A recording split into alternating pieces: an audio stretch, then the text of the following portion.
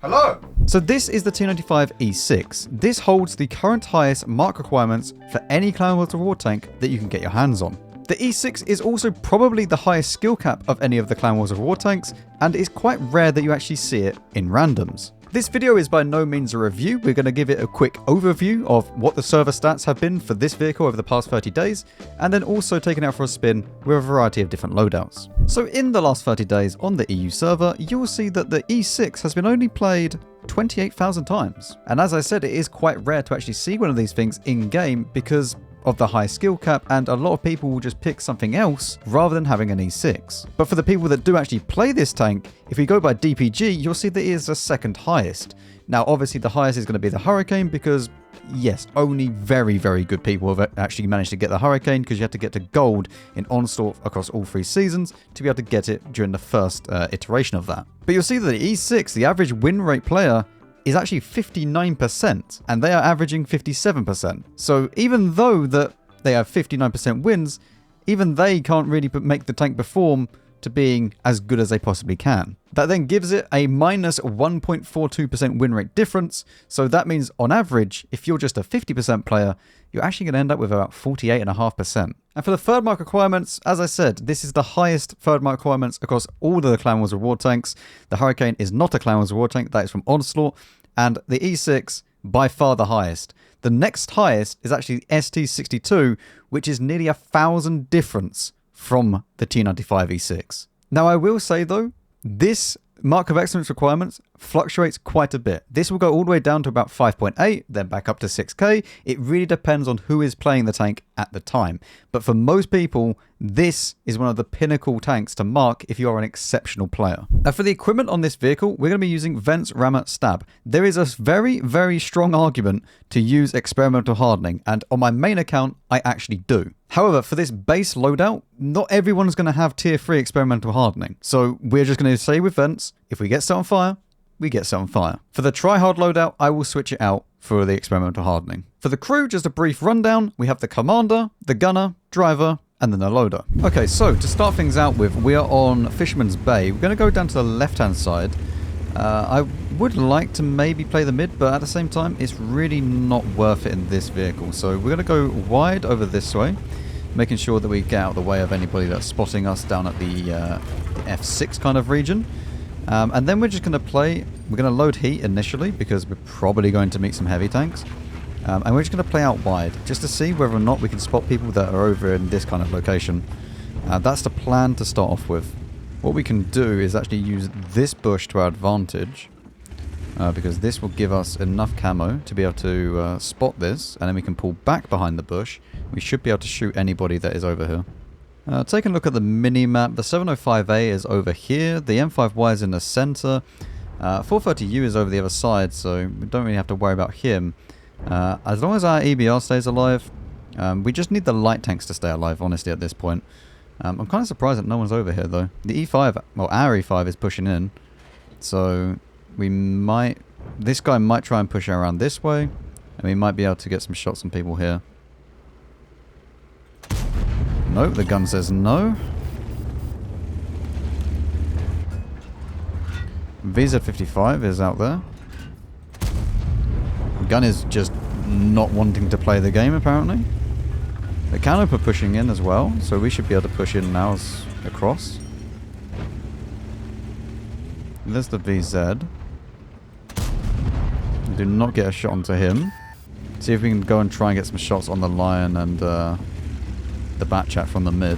But that requires us to actually kill the VZ first and then push up this way, then get shots into them. Oh, artillery.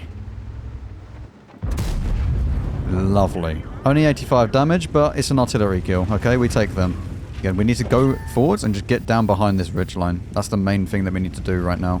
There's obviously also the FV issue. I'm going to try and track him. Okay, this gun is not performing at all at the moment. Wow. Yeah, that is... Wow. Alright, one into him. I think the M5Y is looking over this way. Yes, he is. We'll just wait until we get unspotted, which we should be around about now. And then we can put one more in. Unfortunately, this is very much a turbo game now, and the game is over. We do spot the FV, though. Actually went down into the thing, but we get all the assistance on this guy. So this is all okay. Really not the damage we want from this game, but what are you going to do? You know, we're not going to get loads and loads of damage out of this, unfortunately. The gun misbehaved a lot, but also this game was over in like 3 minutes. The best thing we can try and do now is just get a bit of spotting done, which doesn't look like it's going to happen. One more into the lion. We need to just try and get this guy killed as best as we can. One down there. What's this guy looking at? He's actually looking at me, which is not great. One into that. And then maybe one more into this guy. There we go. Okay, so 4.1k combined. Nowhere close to the mark requirements, but it's 15.5 in 3 minutes. So yes, not loads we can actually do.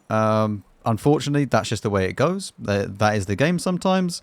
The game only lasted 5.5 minutes, and it was basically over in 3. So, yeah. So welcome to Mines with the Peasant loadout now, where we have no premium ammo and no food consumable. This is actually my second game with the Peasant loadout, because the first one was a draw on Glacier. Yes, you can imagine how great that was. No one could push anywhere, and we all just sat there doing nothing. I'm not going to say that Mines is any better, because Mines is definitely not great at tier 10, but we'll see how this goes. We have nobody over this side of the map, which is a little bit worrying. I mean, the saving grace is that I can actually spot over this side from this position, but I mean, we'll just have to see how this goes. Already we have a light tank that is dead. He didn't even manage to get up onto the hill. Or didn't even try to go up onto the hill, I should say. Right. You know what? Ignore this. If my team is not going to play here, there's no point. We might as well just go and try to play down over here and play with our team and try and push through that flank. I mean, I don't understand. It seems like the enemy team have exactly the same plan as well. So everyone is over this side and we're all over this side. I don't know. I don't know what's going on. Typical tier 10 matchmaking where it's just awful. I mean, I can't reliably pen a mouse. I also can't really reliably pen the Hurry 1, which is a very, very big issue. I mean, if you're actually going to use this loadout, then there's zero point of you ever picking an E6. Because the whole point of this tank is that it has 340 heat and monstrous DPM. Like, that is what people play the E6 for. And if you're going to get rid of one of those aspects, it's just not worth getting one of these tanks. So if you're someone that doesn't like spamming gold, the E6 is definitely not for you. You know what, though? I've just realized the Tiger mouse is actually worse for me to try and pen when it's hold down than the mouse. Because I can't pen the cheeks. We're going to run to the back over here and see if we can snipe from the back. Because there's no opportunity currently to do anything. Wow. Yeah, there is not really, Okay. I was going to say, there's no real clean shots over there, but there is one here. Put one into the char. And hopefully we can start farming these.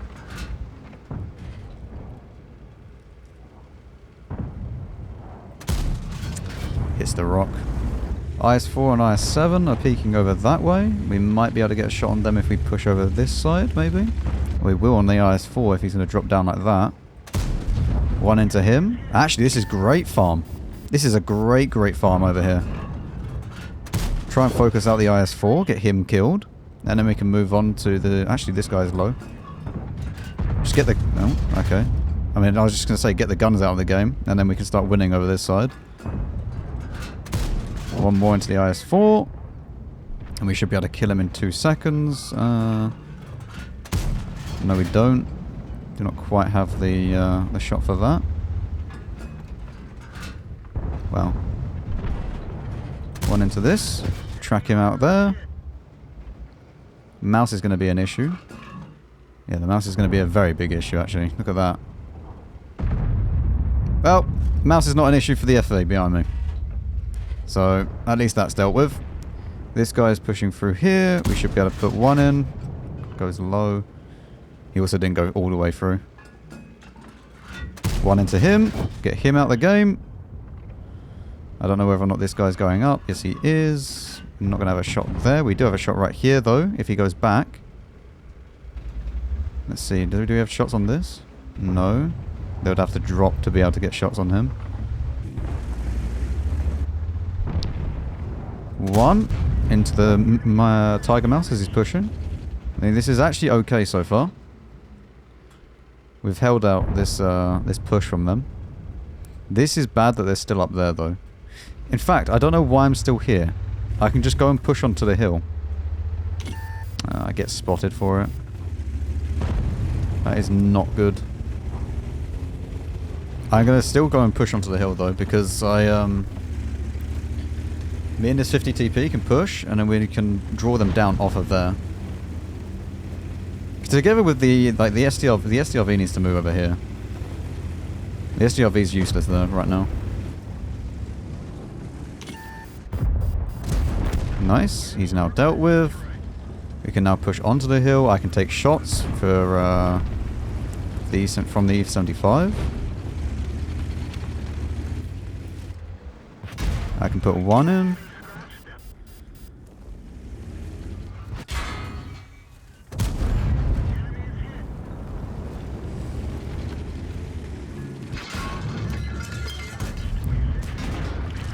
As long as he dies, we're absolutely fine. Can track him. I didn't really want to track and not do damage, but here we are. One into him. He's actually ammo racked now. I just need him to fire. Track him again. I'll reload before him as well. He's now dead, and now we get to deal with all of these.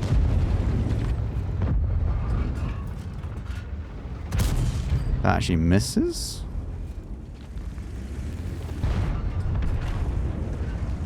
I didn't actually realize the G-Saw had a shot from there.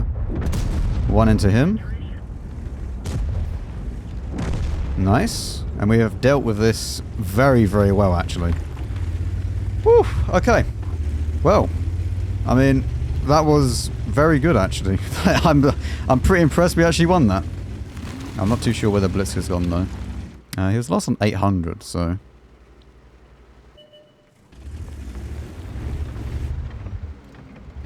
Oh, I don't have gun depression. Hello, Blitzcar. Hello, sir.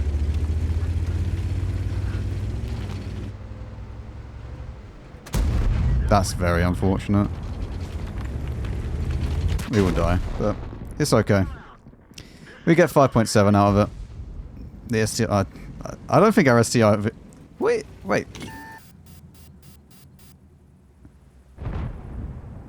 The triangle found location, and triangle is not moving from location. It's fine. So yes, we do have 5.7k. Very, very good. Would have been more if we could have just sat there and farmed the heavies, but I think that we realized that we couldn't pen everything, so we went around and we made the correct play. I also reset the session because I forgot to reset it from when I just done my stream. This is Friday, I mean a week later Friday for when it's public release, but yeah, so reset that.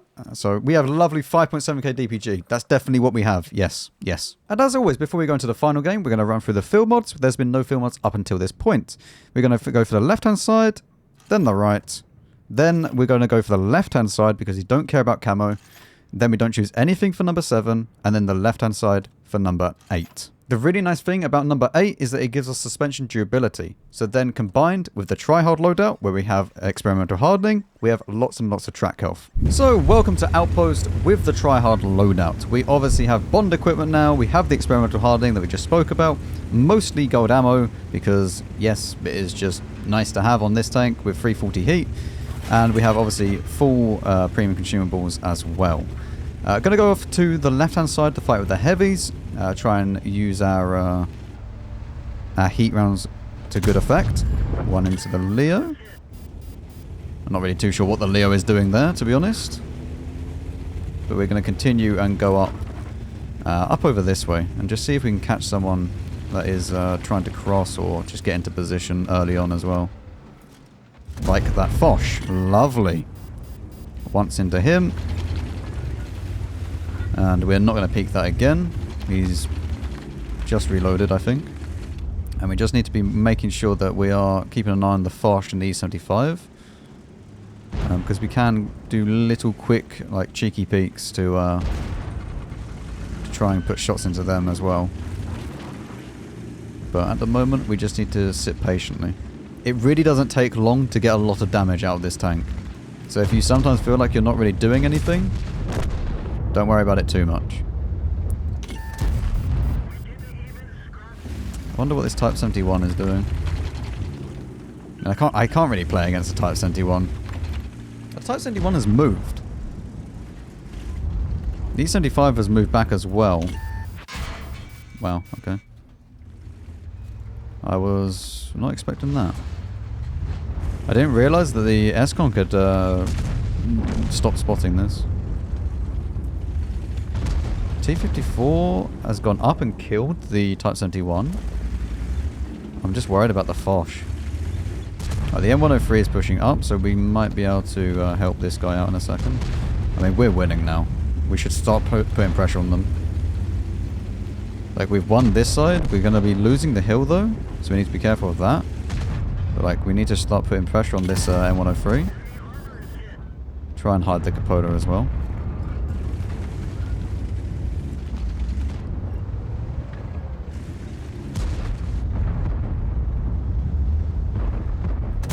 Once into you. Move back. We're going to reload in a second. One in more into him. I'm a little bit worried about the M103 in a second. Another one into the E75.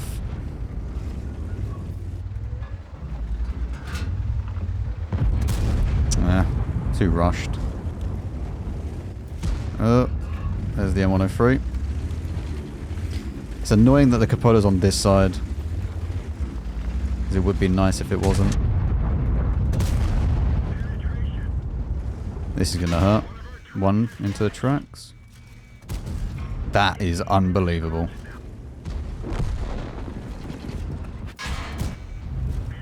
Well, I mean, I have to just go down now. I track him, and then I just run away from this, hopefully. And we have managed to somehow escape. Oh man, I don't even know how. Wow. That is, wow. I mean, we're gonna die in a second, but... yeah.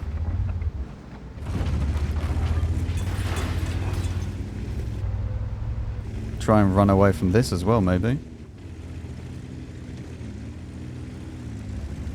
We go up here, kill the 777 maybe? Or? Potential still?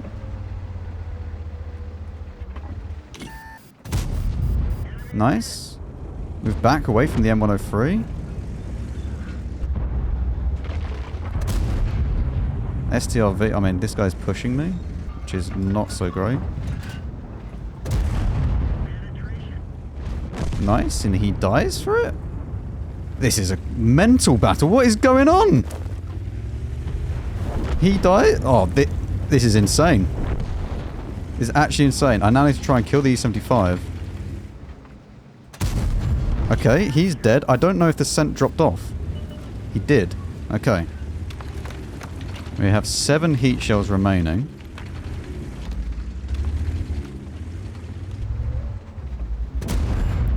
One in. He low rolls that. I have to just go and try and kill him. Nice. He's dead. Now we go back and just hide. Hopefully the lion isn't pushing. If the lion's just chilling over the back there, we're fine. Whew. Okay, the lion is still chilling. Right. We now need to try and get a shot on the lion. Which we should be able to in a second. I mean, the lion is actually running. Okay, right, so everyone is over the other side of the map currently. I might go around and try to go to the middle, because pushing this with my 28 hit points is not,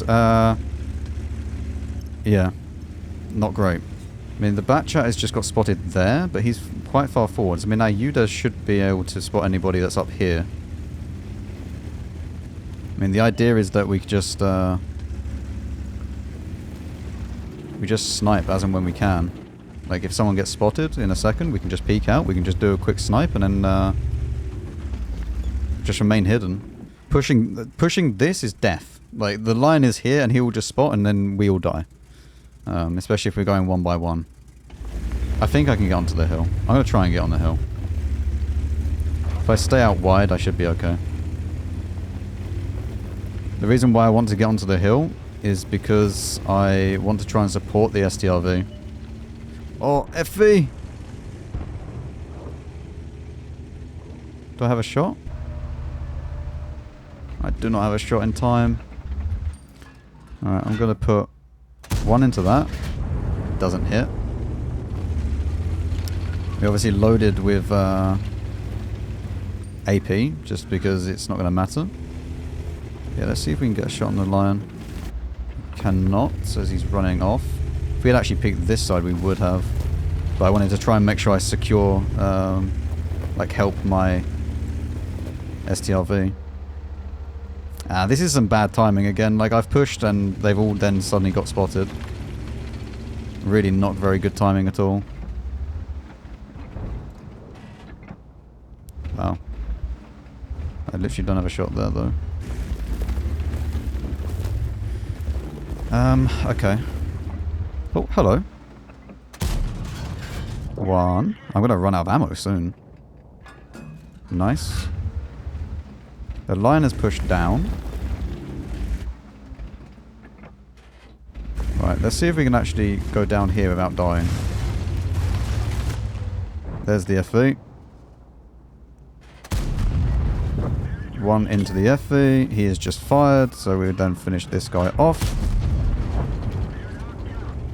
And now the lion has... Wow. It's just the lion remaining over that way. Problem is that I don't have enough... Oh, man. I hope I can go up here.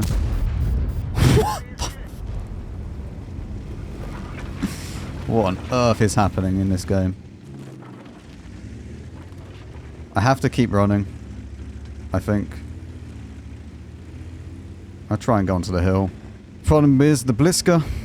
The Blisker is a very, very, very big issue right now. He's full health. I don't really know how to deal with him. I only have one heat round left. I need my UDES to do something. I don't really know how to... I don't really know how to win this game, if I'm honest. I might jump off and go all the way around.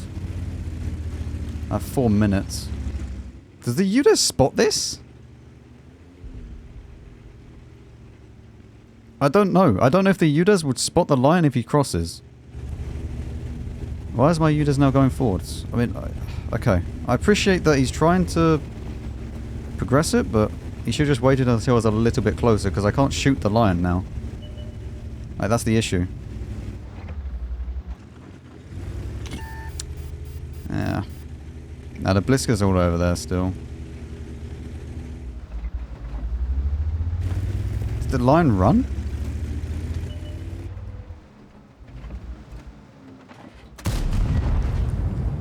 It's as fully aimed as I can get it. And it still missed. Come on, UDES. I need you to start putting some damage in. The Blisker's just going to be chilling at the back still, though. Ah, man. This is rough. This is either a draw or a loss.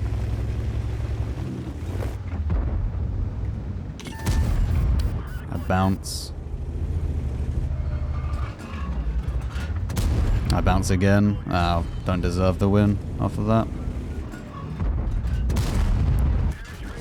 Man. Should be dead. I don't really know how we could have changed this.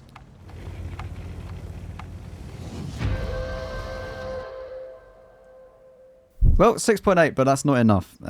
Ideally, we actually would have wanted more heat in that game. And that is the painful truth, that you are going to run out of ammo in this tank. And if you take too much AP, it's a problem. But even if I'd penned that shot and we killed the lion, it wouldn't have mattered. Because the Bliskovisk is still on basically full health. So we would have had to try and find him at the end of it, and it probably wouldn't have happened in that time. But yeah, the T95E6. I mean, it's a very, very high skill cap tank, and there'll be times that you do hardly any damage, but then there's times where the gun just absolutely starts singing, and you get so much out of it. Thank you very much for watching. As always, a special thank you to my channel members who help support me and also pick the tanks that I play each week on a Saturday. And if you've got the E6, let me know your thoughts down below. See you later.